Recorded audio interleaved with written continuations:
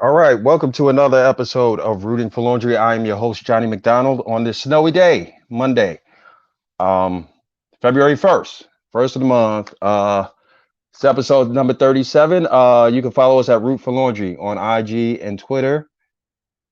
And like it says on this ticker here, follow us on IG and Twitter and like the YouTube, Facebook page, and all that stuff. Today we'll be talking New Jersey Devils hockey with two comedians. One's a big Devils fan and one is not. So this is what we're working at. All right. First comedian. He's a huge Devil fan and a host of the Revisionary podcast. Give it up for Juan Carlos. Yo, how you How you doing? doing, man? Thanks for Great. being Thank you on. for having me. I'm sorry? I said thanks for being on, man. I appreciate it. Oh, anytime.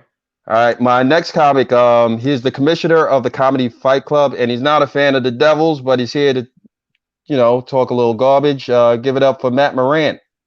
What's up? How you doing? What's up, man? Thanks for being on, man. Yeah, thanks for having me. Not a Devils fan. I can talk some Devils hockey. I live in Jersey now. So Okay, oh, where at? yeah, Jersey City. I just moved to Jersey City last year. Okay. But I grew up in Queens, Long Island. Me and Juan went to college in Long Island. So Yeah, that's what I'm saying. That's like I didn't book it for the sake of you two guys going to college. I didn't even know. we went to college only a half hour away from Nassau Coliseum. I don't know what went wrong in Juan's life that he ended up rooting for the Devils. But Would you believe it? That it's actually the school's fault that I'm a Devils fan. Oh yeah, I was gonna ask you that. How did you become a Devils fan? Here's what happened. And this is a true story. I tried for years to get into hockey, but it's hard to all right, people who look like me generally don't watch hockey. Like that is just a fact. So it was hard, right? So I tried for years. In my first year in college, I remember my roommate tried to get me to become a Rangers fan. So he'd make me watch all these Rangers games, and I would watch them. And I'm like, this is fine. I don't really think hockey's for me. I don't really like it, right? So finally, I think it was my junior year. The school organized a field trip to a hockey game, and it was a Devils game. And I was like, all right, well, I didn't know anything, but I was like, I've never been to an NHL game. Why not? The tickets are free. Mm-hmm. So I started reading up on all the rules. I remember walking in, and we had these great seats. We were at the upper bowl, but in the first row. Right. And this was where? This was at the Coliseum? No. This was at the Prudential Center. Oh, okay. The college drove us all the way to the Prudential Center. I don't know why. Must have been a connection within student body. Might have had a cousin that worked for the Devils or something. Maybe. I don't know. But I just remember walking in, and within seconds, someone's beating the crap out of Sidney Crosby. Just punching the guy in the face. They're just wailing on him. I'm like, okay, you got my attention. And there's nothing like live hockey. You know what I mean? When you watch hockey live for the first time, you just fall in love. And it's hard. It was hard for me not to be a Devils fan at that point because you're just sitting there. I'm like, okay, they're beating the crap out of Sidney Crosby, and they won this dramatic last second goal win. I got caught up in the euphoria. I remember walking into the stadium out of the arena, and the Devils were making a push for the playoffs. They didn't make it ultimately, but they were making a push. I remember walking out of the arena let's go Devils! And it's just ever since. So what year was this like? This was 2011. Okay, so the next year they went to the Stanley Cup. Absolutely. Yeah, that's when they lost to the Kings. Yep, that was it. Yeah. So you don't have memories of the old the 90s and how great those teams were. Oh, I got some of those. I know. A lot of people say to me all the time, they're like, you root for. I root for all the bad teams in New York generally, right? I do none too. of my teams have won a championship in my lifetime. Yeah. But people are like, well, at least you have the Devils. They won 3 cups. I was like, yeah, but I wasn't a Devils fan at that point. So I've never watched the Devils win anything. Wow. And I remember they were they were a pretty dominant franchise. I guess, Matt, talk about, being an Islander fan, it was the rivals. Talk about New York hockey rivalry, because there's 3 teams in the metro area, you know what I'm saying? Yeah. So it's really real because they all play in the same. It's not like Mets, Yankees, Jets, Giants, where they play in different, conferences or leagues. So it's not like the rivalry's there, but it's more for bragging rights, where every game in hockey, NHL, means something to all these teams. So it's really intense. Yeah, they're all in the same division. I personally, I like talking shit. I never felt a big rivalry with the Devils, though. As much because Islanders Rangers is the feud, And my little brother was a Devils fan when we were growing up, but that was just because he was like, he thought Devils were cool. Yeah. He didn't know anyone on the team or anything. But yeah, so when I was growing up, I watched every sport. But the first time I got really into hockey, I got the video game NHL 99. Oh, 94. Yeah. Oh, yeah. Not 94. I had 99 for N64. 99. Oh, nice. With Eric Lindros on the cover. Mm-hmm. And the Islanders were just the team that was kind of closest to me because I grew up in Queens, but probably closer to Long Island than the city. Right. Yeah, you're from what, Bay Terrace, right? Yeah. Yeah, I'm from Rosedale, so I'm a border guy too. Yeah, it's easier for me to go to. I've been to more Island. I'm a Rangers fan, but I've been to more Islander games because it was easier access. It's like a 15-minute drive to the Coliseum rather than getting trekking on the subway to the Garden. Right. So. Yeah, but when I was a kid, I would play the video game, and I remember playing as the Islanders and thinking that Zygmunt Palffy had a fun name, so they became they were just my team because of that. And they were wearing the fish stick jerseys, right? At the time? It was towards the I think it was either towards. I think actually it was actually the end. Yeah, it didn't last that long. Yeah, but the Islanders, they were terrible. I was also a Yankees fan, and the Yankees were winning all the time, so I was just more into baseball. You had a balance, absolutely. Yeah.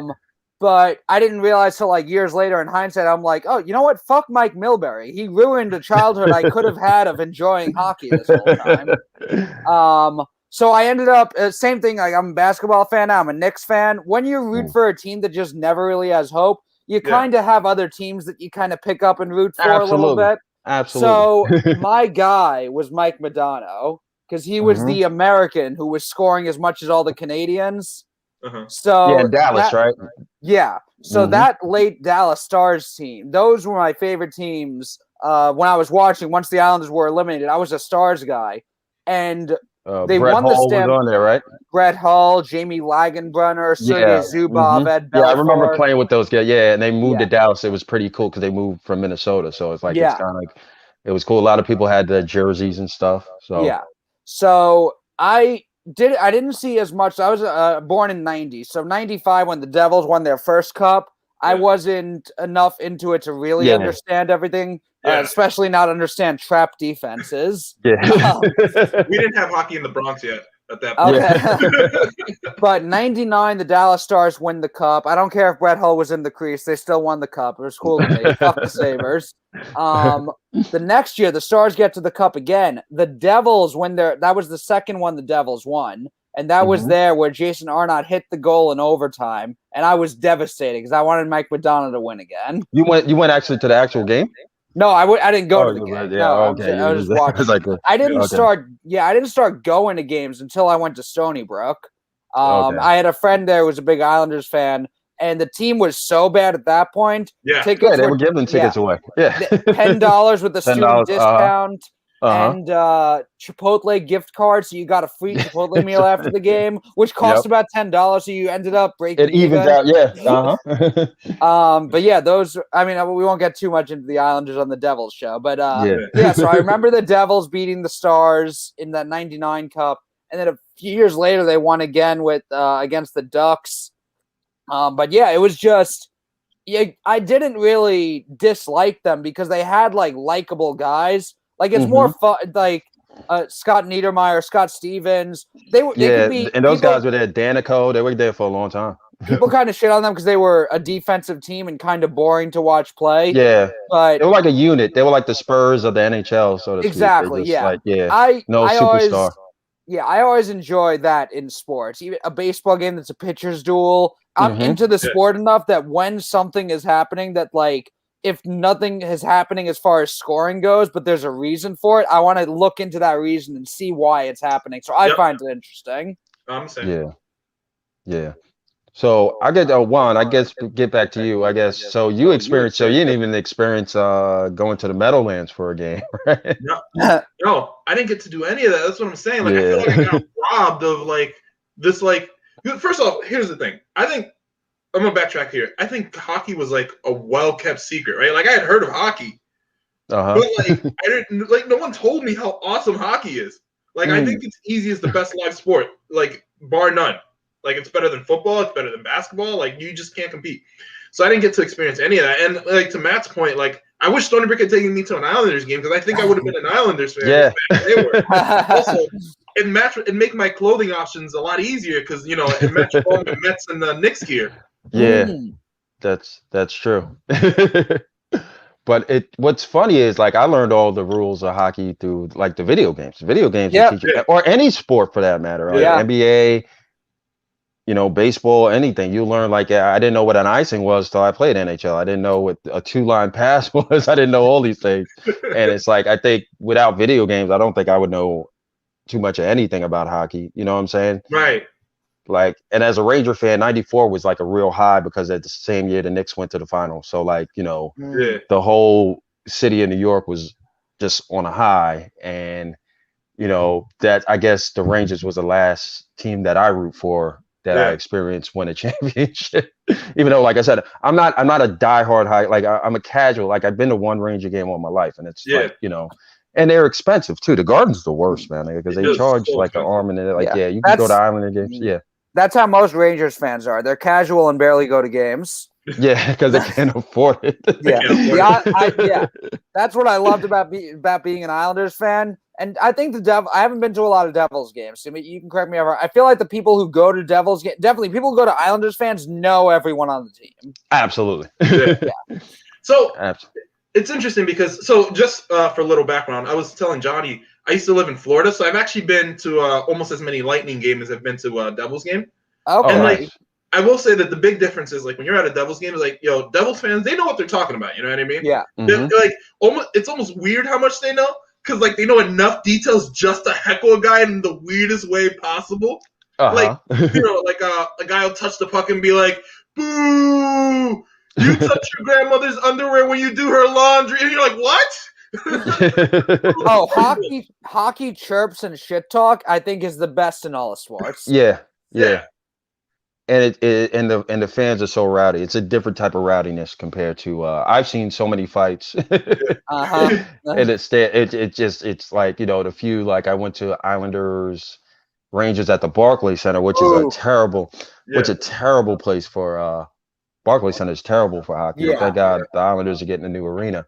But the intensity of the rivalry. I don't even remember that there was a group of Rangers fans that went to Philly and they got a fight in front of one of the cheesesteak places. It was like a battle royal. It was like 8-on-8. I don't know if you remember that, but that was like probably like 7 years ago. But it was real ugly. Islanders Rangers is intense. They're still mad about. There was a hit in a game in like the late 70s that they still talk about at those games. If you got any Islanders Rangers game, you'll hear Potvin sucks chant. Potvin hasn't played all the time. He hasn't played in 30 years. Just a lot of pettiness. It's crazy. Now, Matt, did you ever experience a game at the Meadowlands or? No, I haven't ever been to a Devils game. Actually, when I moved to Jersey City this past year, one of my thoughts is like, I'm going to start going to games at the Prudential Center once things open up again. Yeah. They're great. Yeah, they're great. Like, I mean, I guess Juan, because they moved there in 2007. Yeah. And it kind of like, when you hear Newark, New Jersey, you just think, as soon as you drive across the turnpike, you're off the exit, you're going to get shot. But they really built the nice area around it. Like a lot of people hang out there. It's nice. A lot of people, it's really nice. I guess talk about the vibe. I guess being around. Sure. So actually, it's one of my favorite things to do is like go down there. I like to go down there early and meet up with. I go with my fraternity brothers a lot. Shout out to Kevin and Jim if you guys are listening or watching. But we like to go down there and go to like Dino BBQ. And like just like it's like a tradition, right? It's like that specific Dino BBQ, and we go down there and we'll get food and we'll get there early. And it's always like full of fun. And they like those are really good about like fan interaction. So they usually have going out in front of the arena. Like I remember we went to like opening night 3 or 4 years in a row, and I remember one of the years they rolled out a red carpet. And they had all the players walking in early and like in their suits and like walking down the red carpet and waving at everyone, which was pretty cool. And the reason why it was kind of cool is because it was the year this happened must have been like 2014, maybe. No. It was like 2016, 2017, and you knew the Devils were gonna be bad. It was like pre-Taylor Hall, but they were still like pulling out all the stops, and you could always tell with the based on like what the marketing team tells you, like how the Devils are going to play. Like, oh, we're fast, young, and furious this year. Oh, we're an effort team. Got it. It's funny because after they went to I guess talk about your experience of 2012 when they went to the finals, because after then it's just been downhill from there. And I guess Matt could attest to like the back in the day when they were winning the cups and just go, you jumped on, too little too late. So talk about, I guess, your experience, the closest experience with the Kings. How like intense were you, I guess, watching that and experiencing that? So that year was super magical. So let me backtrack again. Like I said, I became a fan in 2011, right? Mm-hmm. The Devils made a push, but ultimately they didn't make the playoffs. And I remember watching them, like after I'd gone into the game, because it was late into the season. I think they were like, I want to say they were like 6 games out. I don't remember. And they start like winning games, and they're like right there. But then so like they fall short. The offseason happens. And I remember being excited for the season. It's like, okay, I'm a Devils fan now. I'm going to watch all the games. I'm like watching all the games. I'm following. Sajak is playing well. Parise's playing well. Like, it's just like things are happening. And I remember making it to the playoffs, and I'm like, okay, we're here. We made it, right? Like, after we had missed it. I forget who we played beating up to it, but I want to say I think we beat Buffalo that year in the second round. Don't quote me on that. If someone wants to fact check me, I would greatly. Yeah, I'll dig it up. Yeah. But I think it was Buffalo. I got it here. It was that you faced Florida, then Philly, then the Rangers. Got it. I remember the Rangers because the Rangers series is the one that stuck out to me the most. Because I remember, like, I was like, well, even if we don't win the Stanley Cup, I just want to beat the Rangers. You know what I mean? I remember because I was in Texas, of all places, that year for that Eastern Conference Finals. Oh, nice. And like it was hard to like watch the game, so I would have to like find places that was showing to, like, watch the game, and I'm the only person like rooting for. It was weird, but it was just beautiful watching them. And then like after Parise left, it all kind of went downhill because it really showed like as good a player as Sajak is. Like Parise was the star, and he was like the main option, and he kind of made it easy. Sajak just had to like feed him. But also, I think like the next year, Sajak got an extension and got hurt and was out for a while. And I think there was something. Was it 2013? Was there a lockout or something like that? I feel like it was shortened. Yeah, season. It was shortened season. Yeah, definitely a shortened. I believe it's shortened season. It was a lockout, right? But that's what it was. Yeah, lockout. Yeah, if you want to say they played a couple of games. Remember, there was a year where they didn't play hockey at all. Yeah, they didn't lock out all year in 2013. But they played like a half season. Right, I remember that. Yeah. So, go ahead, Juan. It was like that was also like I was saying earlier. It was also the only time I've got to experience my team winning for once. Yeah. Because it's been downhill from there, and just once they, I guess, Matt, I'll pin it to you. One mainstay in Devils, who was probably the greatest Devil and probably one of the greatest goalies of all time, Martin Brodeur. Yeah. Which, I mean, it kind of sucks that he like played. No disrespect, Juan, but because he played, if Brodeur played for the Rangers or maybe even the Islanders, I think he'd be more be more praised than I'd say the Rangers, not the Islanders. Islanders guys get overlooked. If you play for an original 6 team, you get a little bit more shine. But I still think Brodeur gets his doing. Anytime there is a list of like top 10 goalies or any goalies of all time, he's always in the top 3. It's always him, Hofsek, and Patrick Waugh. Yeah. So, the reason why I disagree with that though is because Lundqvist played for the Rangers for all those years, and Brodeur I'd say Brodeur's still more famous and still more well-renowned. Yeah, but I think amongst hockey fans, if you don't know, like I think like Brodeur, if he was in like a Rangers uniform, because I mean, there's a difference between like you have your diehard hockey fan, but like in New York area history, you know what I'm saying? I mean, I know the Devils play in Jersey, but like he'd be a god, you know what I'm saying? It's a smaller market. And if you're a non-hockey fan, you may know the name Lundqvist or a Rangers player more so than Brodeur. Devils, yeah. But yeah, I mean, when they went to the Cup, Brodeur was almost 40 at that point. That was kind of the Devils. I think when you're a team that wins as many cups as they did, even though they didn't go to one for about 10 years between 2002 and 2012, there's still a culture. I think even in 2012, Patrick Elias was still one of their top goal scorers. And Kovalchuk. Yeah, and what they signed Kovalchuk. So I think there was a point where they kept the culture going. They had older guys and were able to get younger guys like a Parisi. I think Adam Henrique was there also at that point. He was a rookie that season. Mhm. Yeah, Andy Green, who's I love now. Yeah. But yeah, so they were. Selby was on the team too. Yeah, they kept some older guys around. At a certain point, once all of them go, unless you're like the Red Wings, you can keep it going for 25 years and just keep getting a new star. Eventually, you're going to have to go into the rebuild, which the Devils did. And over the last few years, it seemed, and it's still possible in the next couple of years, it seemed like this would be when they start coming out of it. Last year, I thought they were going to make the playoffs last year. You know what's funny? It's funny because I remember. All right, so Matt and I actually discussed this for a long time, right? Because I remember Matt being really high on the Devils coming into last season. Yeah, and I was as a Devils fan, I was like, I don't know. I was a little unsure, but I bought into his hype. So I was like, yeah, you know what? He's right. The Devils are going to be good. And then I'm watching them, and then as I'm watching the whole Taylor Hall drama unfold, I was crushed because I had believed into Matt's hype. Wow. Because the Devils in 2012 and kind of what a lot of great teams do. Well, they haven't made the playoffs since they made it once in 2018 against Tampa. Yep. Yeah. And Tampa knocked us out. That season, I thought we might actually had a chance because what's his face? Keith, the goalie. He was the backup to Schneider. Oh, Keith Kincaid. Yeah, Kincaid. There we go. Keith Kincaid. KK was playing out of his mind that season. He was just unbeatable. I don't know what came over him. And then Taylor Hall ended up winning the MVP that year.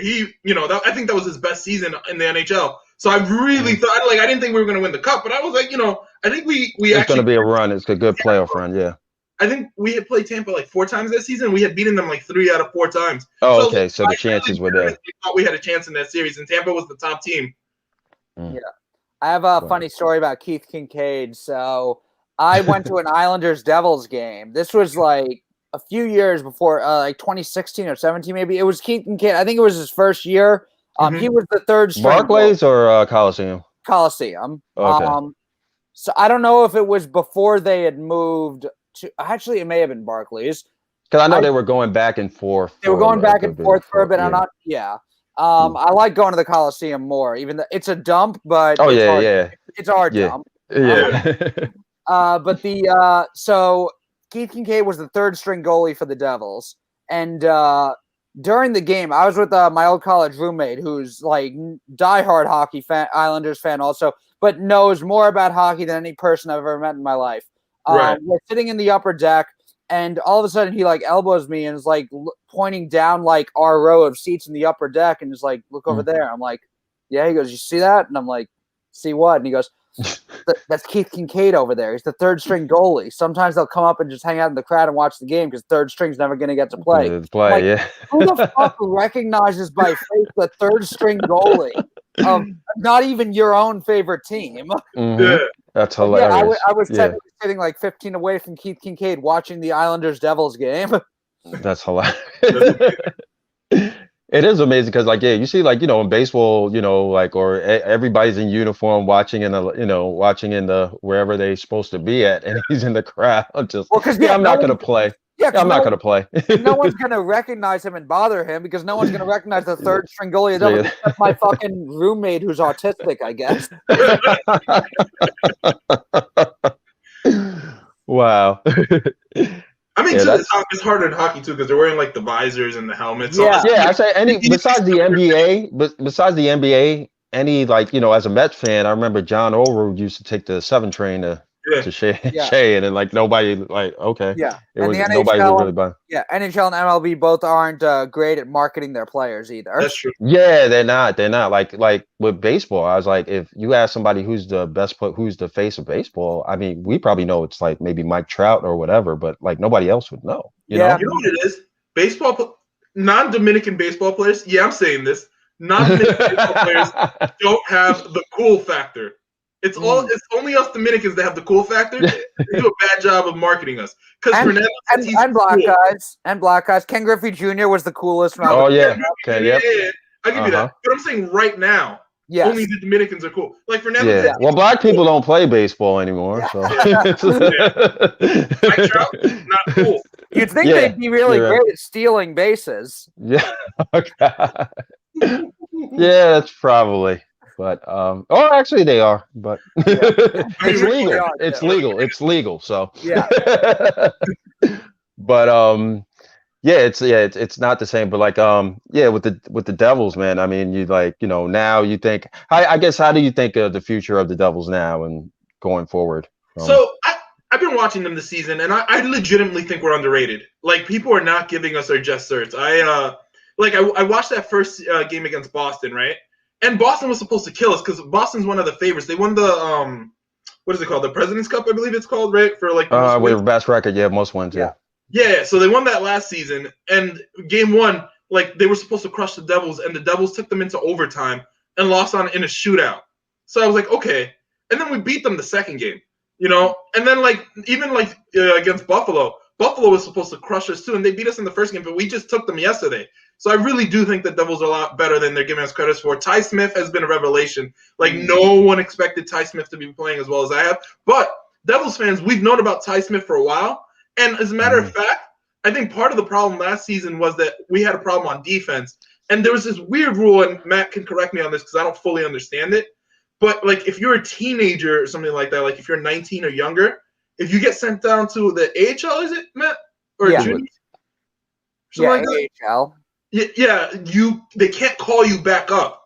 So the Devils had it's like some weird rule. Like once you're I'm not sure if it's a specific age thing or certain contracts. I think maybe you can, I know if you sign a guy to a two-way contract, you can bring him up and down. Right. Maybe you can sign a certain age to a two-way contract. I'm not sure exactly either. But there's something like that. But it's weird, and it really screwed the Devils last season because our problem was on defense, and Ty Smith was struggling, right? But we knew that the talent was there. Like the Devils knew that he should have been ready to make the jump, but he had a bad preseason. So now they had to make a choice between two players. I forget who they ultimately ended up choosing. Doesn't matter. Point is, Ty Smith goes down. We have problems on defense, and I think that's ultimately what led to the Taylor Hall trade and hurt us long term. Now that we can bring him back up, he makes the team, and he's making a world of difference. He's putting up points. Miles Woods seems to have come into his own, who's always been a speedster, but he's out there, just like zipping around and just like creating havoc. So I do think that and then not to mention, keep in mind, Nico hasn't really played because he's hurt. So John Hughes has had an opportunity to sorry, not John, but Hughes is just playing better. Jack Hughes, who wrote 16 Candles. Yeah. No, so Hughes has had an opportunity, and he's showing out. So it's a lot of things are coming to me, and the team isn't even complete. Even yesterday, we had 3 guys on the COVID protocol who didn't get to play. So I think once the team comes together, I think we're gonna sneak up on a lot of teams. And people thought that this playing in this COVID schedule where we're only playing the Eastern 8 times and it's stacked, yeah. They thought it was going to hurt us, but I think it actually benefits the Devils, believe it or not, because now they're consistently seeing tougher opponents, and I think they're playing up to their level. I legitimately think that we're going to nab one of those last spots to make the playoffs. Yeah, their division is maybe the Canadian division is tough too, but I don't think there's a bad team in the Eastern Division. No. When I was looking at the playoffs, I'm I could see the Devils coming in last place in this division, but only because everyone else is so good. And is so good. It's kind of like the NBA where the Western Conference was always the more dominant conference. And you have it's a tough division that they're in, so I don't think that they make the playoffs this year, but if I'm a Devils fan, I'm optimistic in that. I mean, we'll see where, as far as a signings like a Subban if he ends up being able to perform. Jack Hughes and Nico Hischier, I'd be confident that they're going to turn. And Miles Wood and Ty Smith, Ty Smith has kind of done what they were hoping PK Subban or even Damon Severson would do as an offensive defenseman. So they've got some decent pieces to build. I mean, Mackenzie Blackwood's doing well so far this year. Yeah, I don't know if he's I don't know if he's a long-term solution at goalie. Really? I don't know. I mean, he's doing well right now. He did well last season as well. He did pretty well last year, but I think they were going to go with Crawford and him as the tandem, right? Mm-hmm. That was the plan. Crawford retired. I don't know. I mean, you never know. Blackwood, how old is he now? He's still in his early 20s. Yeah, he's really young. That's what I'm saying. I think he's 23. Okay. Oh, wow. So yeah, he could end up being that long-term answer at goalie and kind of sneak up on you because he wasn't a guy that I think the Devils even like saw. I don't think they saw him as the guy who was going to be there long-term because they haven't had like a long-term goalie since Brodeur retired. Really? Yeah. I mean, it should have been Schneider, and Schneider was very good at first. But so I don't know. I think it was that injury really like he just wasn't the same. Yeah. But yeah, I think there's reason to be optimistic if you're a Devils fan. They're just in a tough division right now. Sure. So if anything, this being the year where they can have guys like Miles Wood, Ty Smith emerge, whatever that future core ends up being, and then you can kind of build and you get another year or two experience with Nico Hischier, Jack Hughes. Yeah. Then and also they just had free agent signs that didn't pan out. PK Subban, Taylor Hall. If you told anyone in 2016 they were going to be on the same team, you'd say because I remember when they got Subban, I was like, oh, I didn't even. He's good, you know what I'm saying? Yeah. And then but it happened. Crazy, believe it or not. You wasn't crazy about that move? I wasn't because was he on Nashville the year before? Yeah. And I remember like he wasn't good in Nashville either. People forget he had a bad season down there. That's why they traded him. Well, he was on Montreal, then to Nashville. Yeah. Montreal, yeah. But that's what I'm saying. He was really good in Montreal. Had a few good seasons in Nashville, but his last year he wasn't great. Like, not that he was bad, but he wasn't worth what they were paying him. And then the Devils got him, and I was just like, I'm not convinced that this is the move for us. I think it's because he was dating Lindsey Vonn. Yeah, I see that. It's like all the pictures. Yeah, he's probably whipped now. Matt Kemp had a bad year when he was dating Rihanna. I don't think athletes do well when they're dating celebrities. Yeah. Mike Fisher for the Senators married Carrie Underwood, so they were dating. He got to the Stanley Cup, they lost, and then if you break up with the girl, maybe you have a chance of coming back. They got married. He's out of the league now. Yeah, she's the breadwinner. Yeah, so. Yeah. I'm also just saying that because I'm in love with Carrie Underwood and I'm very jealous. Yeah. Well, I think she can do better, Matt. No, I'm just kidding. Yeah. Wow. All right. Well, on that note, man, this has been fun. Thank you guys for joining me. I appreciate it. I got to learn the more Devil stuff, so that was cool. Thanks again, Matt. Anything you want to plug before we go? So we got Comedy Fight Club. We're not doing shows weekly right now because of the pandemic.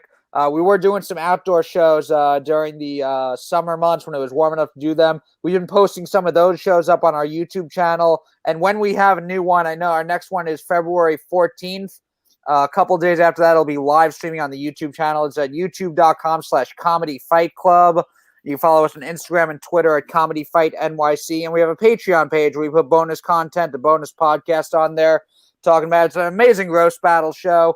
Best up-and-coming comics in New York City roasting each other. If you don't like political correctness, you don't like any of the you can't say this, you can't say that, watch Comedy Fight Club. We say it all.